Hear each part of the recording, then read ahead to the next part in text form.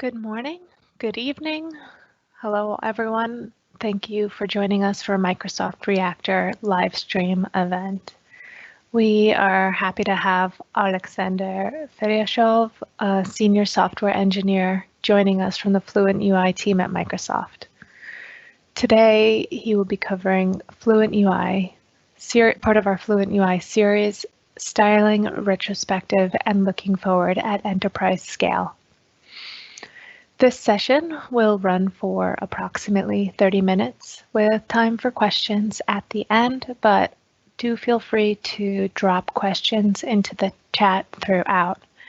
If you're joining us for the first time on a live session, please note that this sort of session, Teams Live, there's a slight delay between our feed and when the audience hears it. So when we respond to questions, when we mention anything, there may be a bit of a lag time between us seeing it and you hearing it.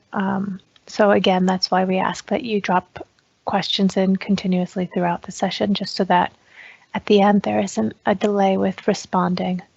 Also to note, this session will be recorded and later uploaded to our YouTube channel. I will drop the link to the YouTube channel into the chat so you have access to that, and just in a few days you can check back there and search for this title and it should be up. At the conclusion of this session, I will share a link to our feedback survey. The Reactor program is always striving to provide new and engaging content, so your feedback really helps us kind of curate those topics and find better subjects to suit our audience. So please take the time and fill that out. Now I will let Oleksandr step in and take over and begin the session.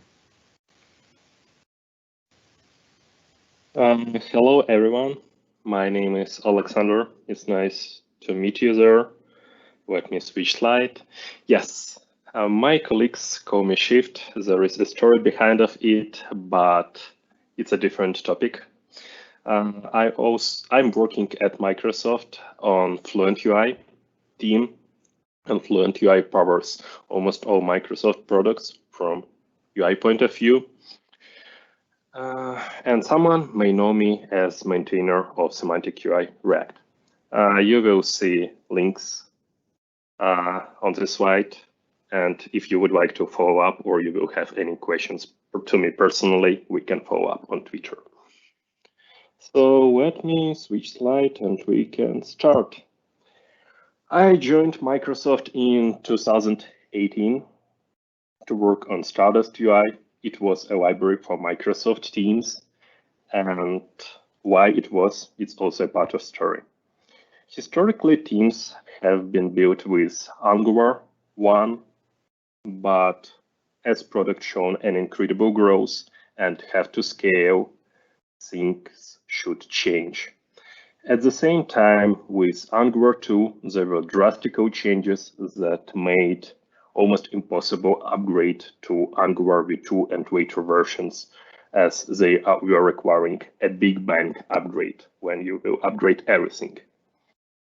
So to avoid big bangs and to improve architecture to make it modular, Microsoft was exploring React, and one of things that should be mentioned that Semantic UI React was used for prototyping all solutions. And we should switch probably to Semantic UI and explain why it's not used, or why it was used, what ideas have been taken from there. So Semantic UI is a CSS framework, and there is one interesting thing in it. It's semantic markup. It relies on human-readable class names. It relies on consistency of terms or design terms that are coming through all components. And with it, it makes work with framework more intuitive. I have a code snippet on a slide where you can see that we have 3 buttons. One of these buttons is active, and all of this is described in class names. But what should be mentioned that for React implementation, this semantics was moved to React components, because in JSX, in React JSX, markup is more self-descriptive than with plain HTML. But naming conventions that were consistent between components, like for active state, we will use active prop, and for other states like disabled, we will use disabled prop everywhere in components. It's what we will use later. Another interesting thing in Semantic UI is theming. As you can mention, it relies on global site variables, where you configure your global tokens for all components. Then every component has own variables, where you can have mapping from global tokens, where you can define token overrides. Then there are less files for CSS definitions, because Semantic UI relies on less as a technology. And then you can have overrides for each component if you would like to tweak styles. And I would say that this styling system is very powerful, because it allows you to override every aspect of component to style it in the way that it will fit into your styling system. But as always, there are issues. Why teams are not using Semantic UI if everything is so awesome?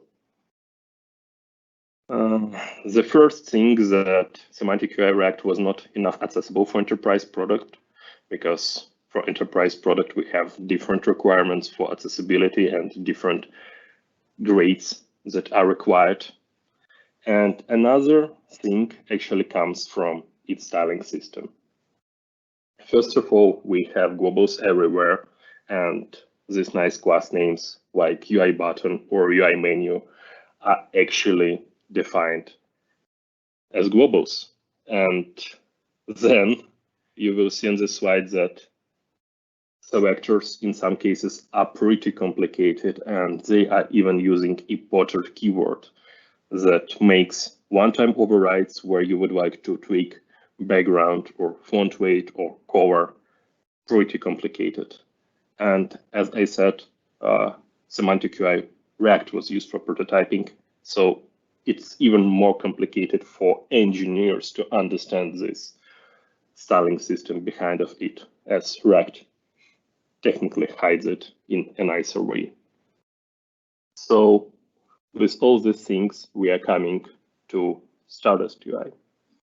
Due to styling problems and accessibility requirements, there was a decision to build a Stardust UI library.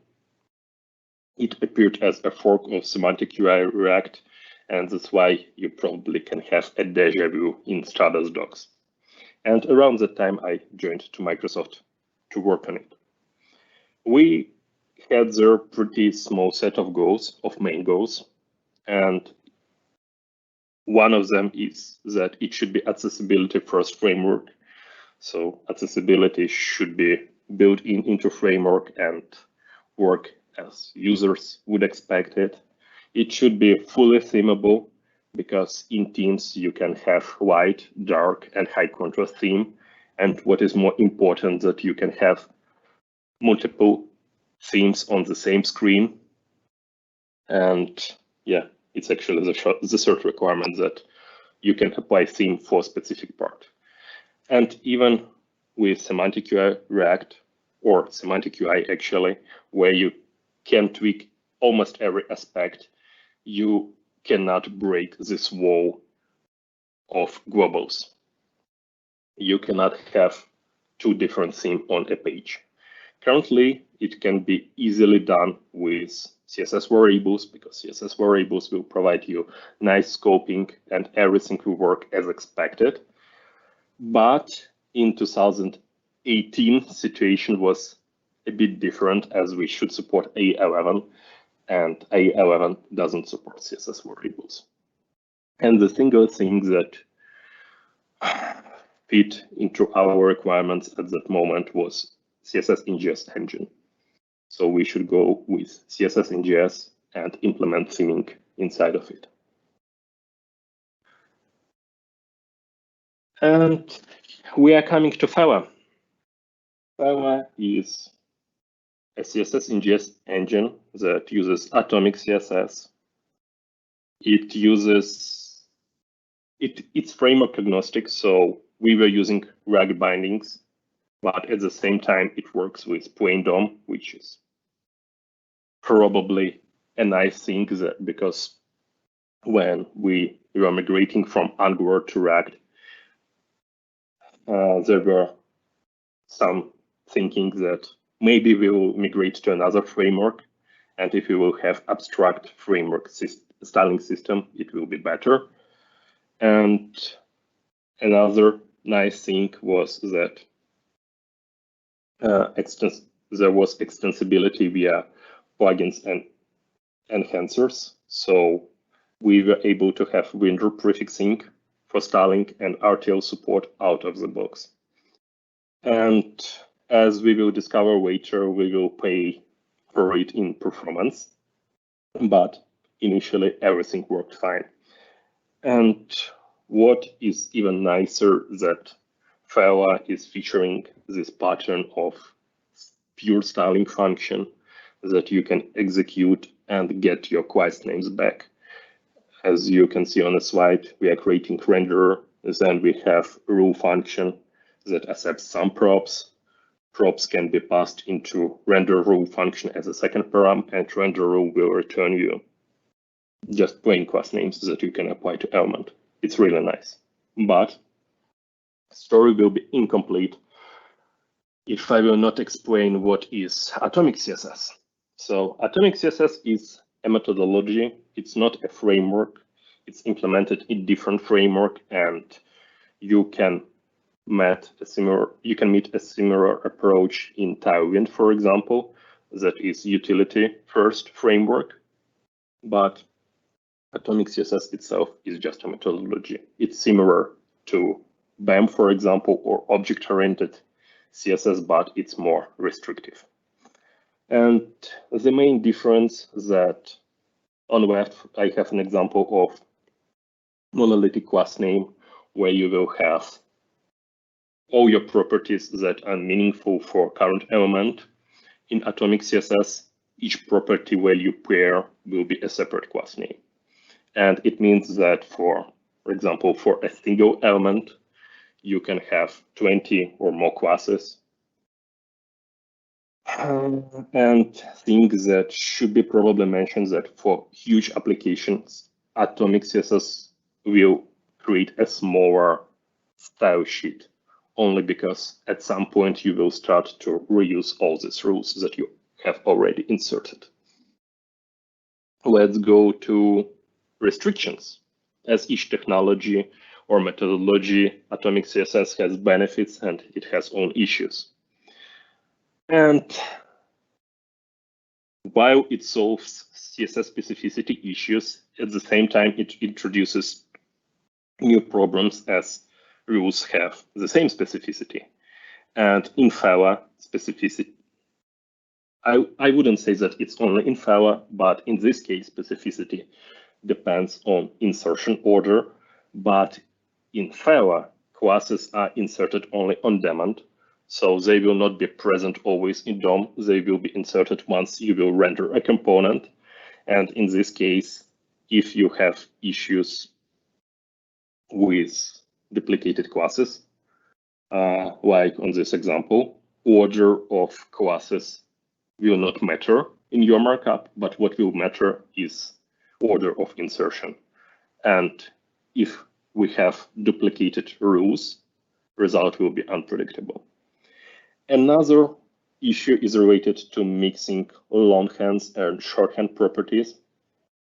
And just to clarify, shorthands are a good example of shorthand properties is padding and margin. and longhand are, for example, padding left, padding right, and etc. And if you will mix in the same style row longhand and shorthands as classes, or order classes will be affected by order of insertion, and you will have the same issues as in previous case. That's why on Fluent side we are expanding all shorthands to longhands via expand plugin from Fela. And I said that we had requirements for styling system, and we explored some approaches from Semantic UI, and on slide you can see it. We have concept of site variables, where all your globals will be there. We have component variables, where you can introduce your own variables for component, or you can reuse your tokens from site variables. And the last layer are component styles, which are specific to each component. An important thing that should be mentioned is that by default, all components in Stardust are styleless or headless. So there is only one source of styling truth, it's a theme. And a theme is defined as JavaScript objects. You can merge and compose them in runtime. And it's probably one of the difference between Semantic UI, because in Semantic UI, your styles are defined in WES that will be compiled in CSS, and you don't have any options to merge them or to apply overrides in runtime in easy way. Another thing that is probably important for developer experience, that specificity of styles is controlled by JavaScript. Because with CSS, it's easily to do mistakes via complex selectors, but in this case, everything that you need is to write a style function. This on slide you can see an example for style function, a style function for button component, and based on input, it will determine an output that will be transformed to classes, and you will be sure that these classes will be applied to them.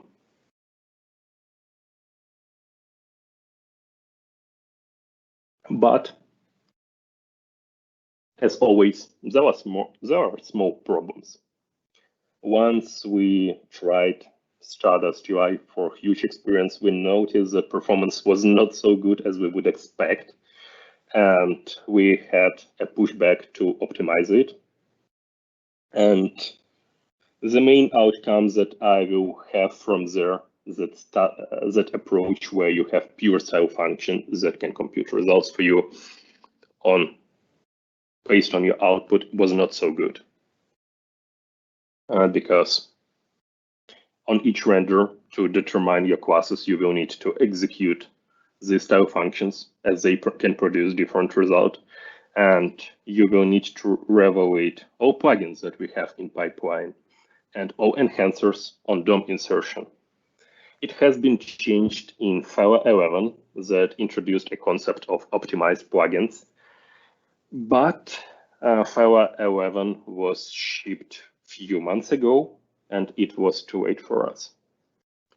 So we started to work on performance improvements almost immediately. We were exploring and benchmarking how we can optimize, what we can optimize, and few things came to our plate. We rewritten expand plugin, and we gained 10% as we changed library behind of it. That we use for expansion and transforming classes, properties. Another big improvement was introduction of Fela stylix enhancer for vendor prefixing. Previously, we were using plugin, and as I said, plugins will be executed on each render of component. But enhancer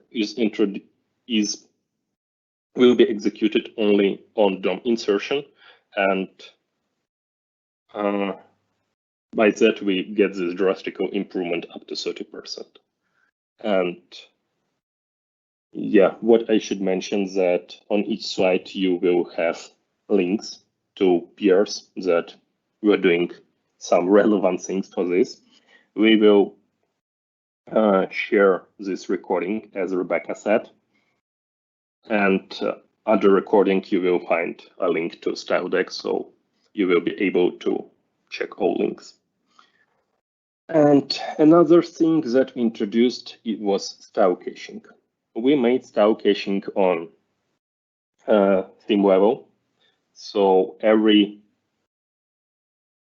next component that will be rendered on a page will load faster or will render faster, but it will not affect an initial rendering.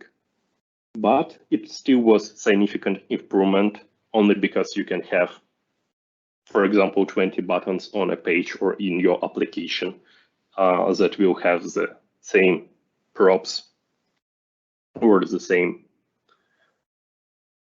design terms. And one more related thing to caching that we are using props to determine cache key, but we are using smaller set of props. We are using only props that are used in style functions, and in this case we don't have our cache key is smaller, and for example onClick will not go to cache, onClick handler that you can have in prop as prop. And also we were working on performance tools and on telemetry.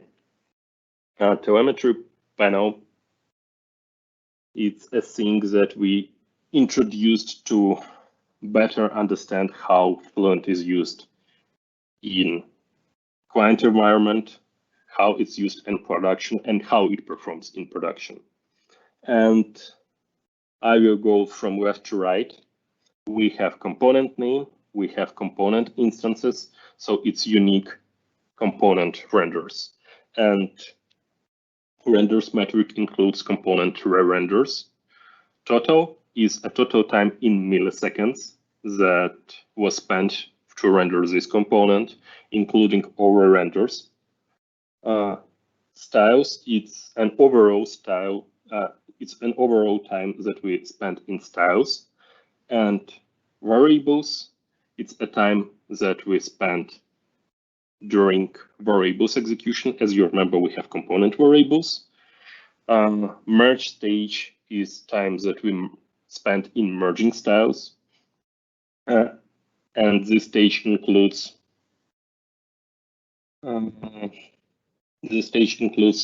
style work that executes style functions, and merge if your theme is composed. For example, you have Fluent theme and you have your theme with overrides. And the last part of this metric is CSS. And CSS is an actual time that we are spending in CSS-in-JS engine. And in this case, you can see that we spent almost 200 milliseconds in Fella.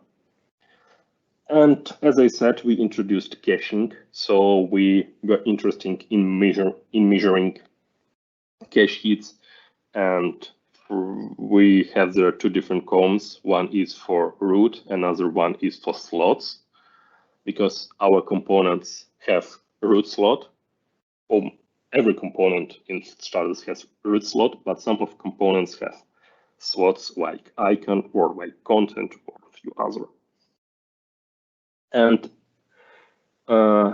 you may have question why we are not naming the last column as CSS. Why we named the last column as CSS, not as Fella, because we are using Fella as CSS in JS engine. Because at some point we decided to try emotion. It's another CSS in JS renderer, sorry. I changed slide too early. So at some point I gave up trying to optimize Fella because I benchmarked literally every part of it, and my decision And based on it, my decision was pretty clear that we are simply doing too much runtime work. This idea of having pure styling function requires from us these continuous executions on each render before we will hit cache at least. And on this table, I have an example. As I said, we have styling functions. And in styling function that returns single object, we have pretty awesome performance. It's, I don't know how many operations per second, 9 million on, or even almost 100 millions, but it's blazing fast. Once we will use an object assign, because when we performing shallow merge, we are using object assign or object spread. Performance will degrade. If we will have multiple conditions that will result in object assign, performance will degrade even more. And if we will compose style functions, as I said, you can build your own theme on top of another theme. For example, you can, and actually it's how our themes are built, because we have white theme. On top of it, we have dark theme, and dark theme tweaks only site variables and component variables. We are not tweaking styles in our themes that are composing the base theme. And in this case, you will deal with /deep merge. And in this case, performance degrades even more significantly. And difference between first and last functions is almost 1,000 times. So based on this knowledge, we decided to give a shot to other solutions. And I was trying different CSS and JS implementations, but surprisingly, emotion fit into our case very well. We have been able to abstract our render part in our code, so we were able to swap Fella and emotion. And my peer that was introducing emotion as a new renderer had only one regression for 1,500 screenshots. So I would say that it was pretty good result. And performance improvements was significant. It was around 30%, as I remember. And the last thing that should be mentioned, that emotion is not using atomic CSS. Now we are coming to next thing. As I said, Stardust UI components are headless or styleless. They don't have any styles attached to component. A single source of truth is a theme object that you will have in your React context. And this works nice because you don't need to depend on any opinionated styles from our side, but it also means that the single way how to customize your components in organized way are themes. And as you remember from previous slide, when you're composing themes, it creates performance issues. So we decided to try something different to allow customization closer to components, not in theme. And we introduced UCSS hook. UCSS hook relies on emotion. And the difference there is that emotion produces monolithic classes. These monolithic classes will be outputted. And when you will need to merge in child, for example, like you can see on this slide, it will not merge objects. It will concatenate strings. And it means that performance for overrides will be much better. But on slide, you can see that this approach was never shipped. And on the next one, I will explain why. We decided to not invest into approach that has no future, as it was highly coupled to our styling system. And at that point, convergence of UI libraries happened. It's not a secret that Microsoft has multiple UI libraries. One of them was called Office UI Fabric, another was Stardust. Stardust was used in Teams, and Office UI Fabric was used in other products. And we decided to join forces to work on a single library and with our experience try to improve all things. And one of the things was styling system. From our experience, we know that we were not able to tweak our approach enough to be performant enough if we will compare it, for example, with plain CSS. Fabric's team had also doubts about styling system. That's why we started to explore possible options, how to keep features that we have, but at the same time improve performance and developer experience. And we started to work on makeStyles function or makeStyles package. The first implementation was inspired by MaterialUI, but it has one big problem. It's relying on insertion order. So your classes will be inserted based on inclusion. So once your file will be included into runtime code, styles will be executed and they will be inserted they will be registered and then later inserted. But the main thing is that it caused problems with insertion order and for cases where we have, for example, ways loading. I have an example on this code sandbox. It will behave in unpredictable way. And MaterialUI team aware of these issues, and they have even some workarounds for these problems. But the main thing that for MaterialUI v5, they decided to go with emotion instead of own implementation.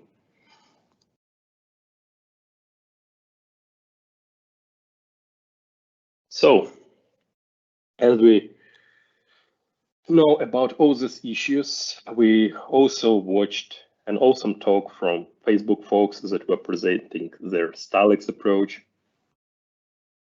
We were literally happy that not only we are thinking in the same way, and stylix was also using atomic CSS.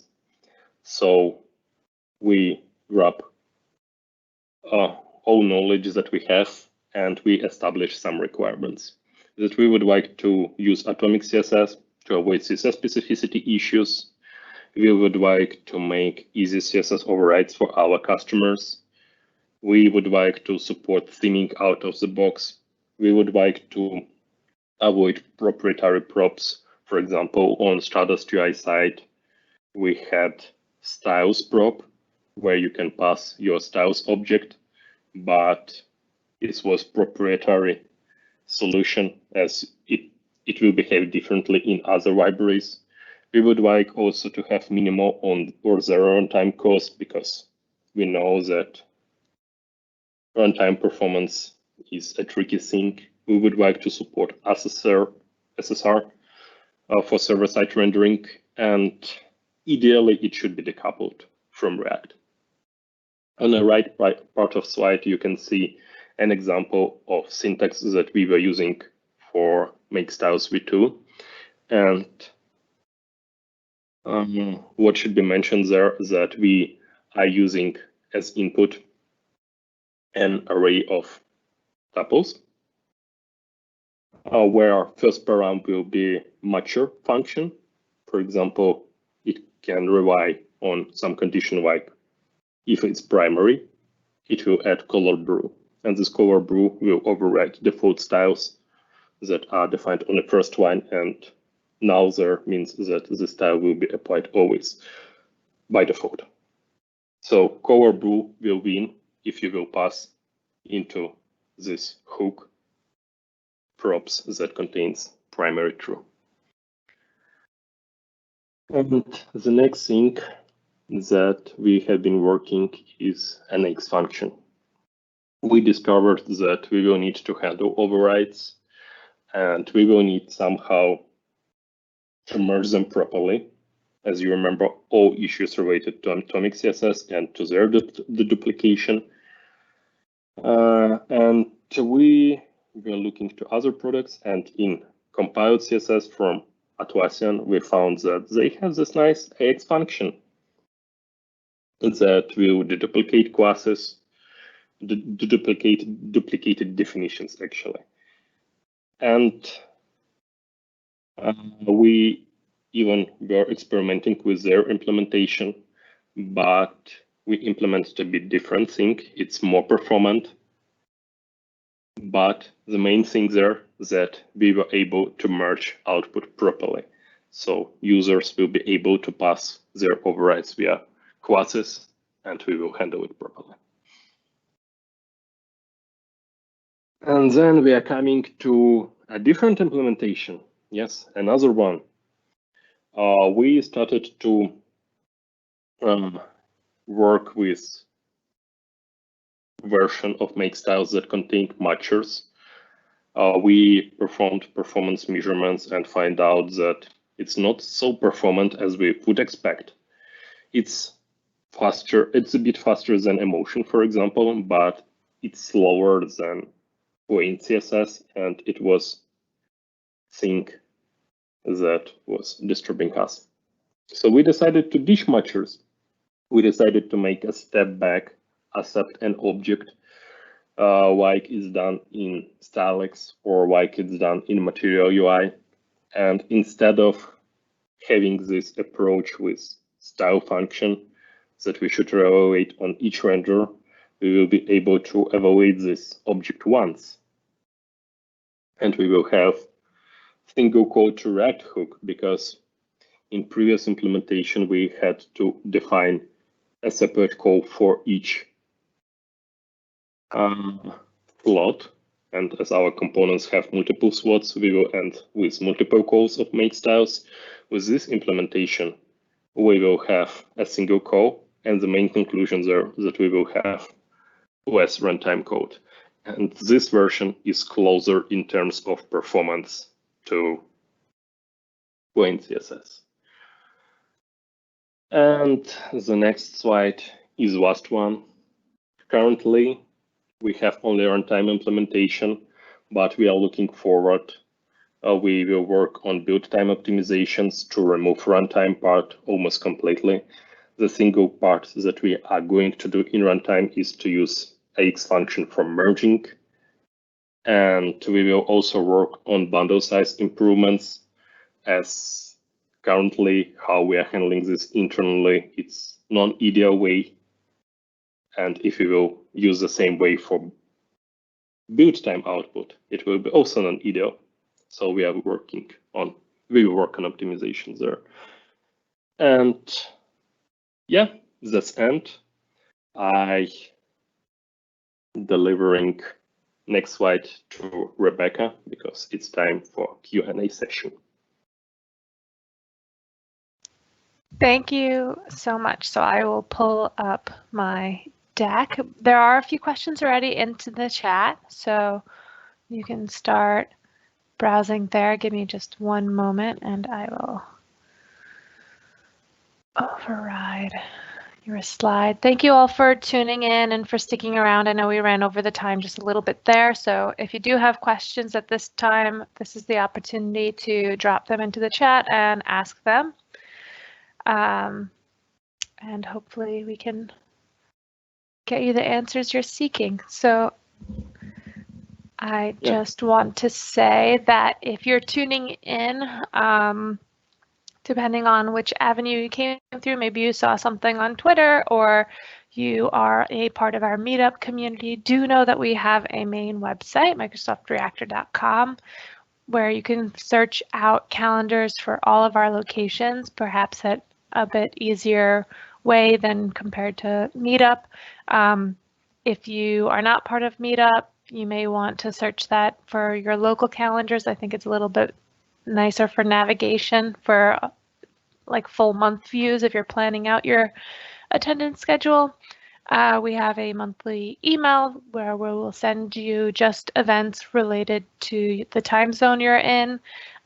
We send that out just once a month. We don't spam you heavily or anything like that, but it just gives you a heads up for events that we have already on the calendar for the following month. So if you're not part of that, aka.ms/reactor email sign up might be helpful for you to check out and join. I dropped the link to the survey in the chat. If you did not have an opportunity, please do so. We ask that you submit one of those. We do use that feedback for future content planning. So if you have the time, we really appreciate it. Again, this session was recorded. It will be available on YouTube, our YouTube station. If you didn't see the link in the chat, you can also just search online for Microsoft Reactor YouTube, and you should have it easily found. So now I will pass back to Oleksandr. Did you see the questions? Yes, I think so that I see them. So the first question is, I have seen elements with 40 or more classes, how it impacts browser performance. It's hard to say. We tried to measure it, and there were no obvious question. Because technically, if you have more classes, a browser engine should select them, and it should be more complicated than just pulling a single class. But we don't have any measurements that will prove this. And if you have any results, please share them, because it's a really interesting topic and it's a question that even I raised to my team. The next question is how I get theme IntelliSense in VS Code. Yeah, I would say that it's a problem of our theming system because there are no strict typings, and it creates issues because almost all definitions like site variables are actually any.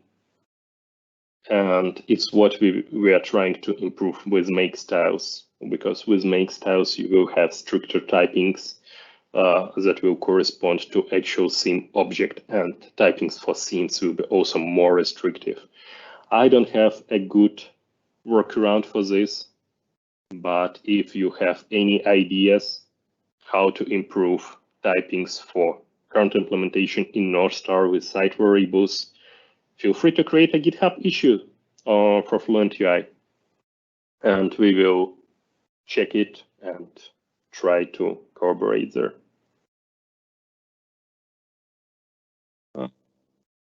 The next item that I think I got answer to the performance question in the presentation. Yeah, I hope that it was useful. If you have any feedback, please share it. And another one question, do we have any instructions on how to use Fluent UI North Star on Microsoft Graph Toolkit components? To be honest, I don't have any answer on it because I'm not familiar with Microsoft Graph Toolkit components. But the best way will be to follow up there on GitHub issues, and we will find a way how to make our library and Microsoft Graph Toolkit best friends. Or at least I think that it should be possible. But we don't have any examples yet.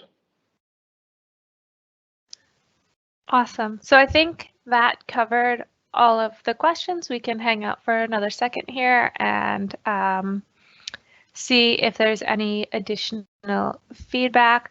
Also, just to note, if you're still with us, we will have another Fluent UI session this coming Thursday, same time. And next week we have 2 more, again on Tuesday and then on Thursday. This is part of a series with this team, so do tune in for those other sessions. If you couldn't think of a question right now, but you do have a question that you didn't get to ask on this round, definitely tune in for those other sessions or reach out to Oleksandr directly. And I'm sure that the team would be happy to get those answers to you. At this time, I think we will wrap it up. Oleksandr, thank you so much for taking this time and doing this presentation. I'm sure it's really helpful for a lot of people. We did get some feedback that there were people that were been trying to get, answers from the Fluent UI team. So I think they're happy that the series is running. Yeah, and all of you have a good one and tune in for the next one. Take care. Thank you, Rebecca, and thanks everyone for attending. See you.